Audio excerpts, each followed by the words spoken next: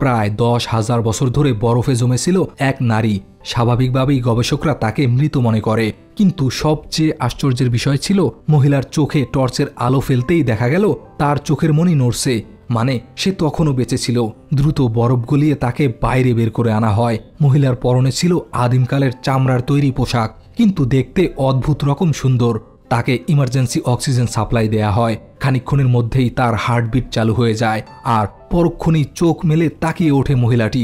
আশেপাশে অদ্ভুত জিনিসপত্র দেখে মহিলা অনেক ভয় পেয়ে যায়, তবে গবেষকদের আশ্বাসে শান্ত হয়ে ওঠে। প্রথমে কোনো রকম কথা বলতে না পারলেও বেশ খানিকক্ষণ আশেপাশের লোকজনের কথাবার্তা শুনে শুনেই আধুনিক ভাষায় কথা বলা শিখে ফেলে।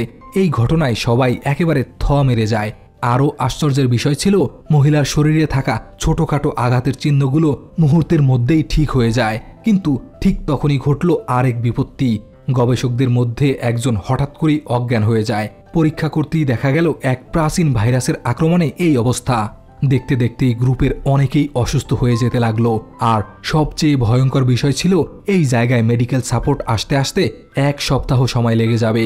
কিন্তু অসুস্থদের অবস্থা এতটাই গুরুতর ছিল যে 1 সপ্তাহ টিকে থাকার সম্ভাবনা নেই বললেই চলে। ঠিক তখনই ওই অদ্ভুত মহিলা এগিয়ে আসে অসুস্থ গবেষকের দিকে, আর তার শরীরে হাত রাখতেই মুহূর্তের মধ্যেই একদম সুস্থ হয়ে ওঠে। এরপর আরও বেশ কয়েকজনকে সুস্থ করে তোলে।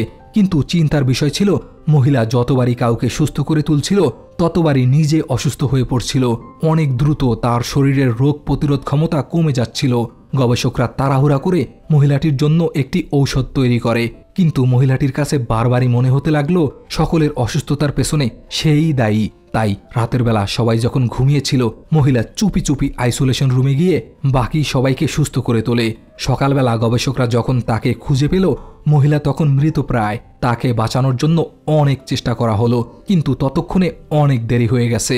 মৃত্যুর ঠিক আগের মুহূর্তে মহিলা সবার দিকে এক অদ্ভুতভাবে তাকালো, আর পরের মুহূর্তেই সব শেষ।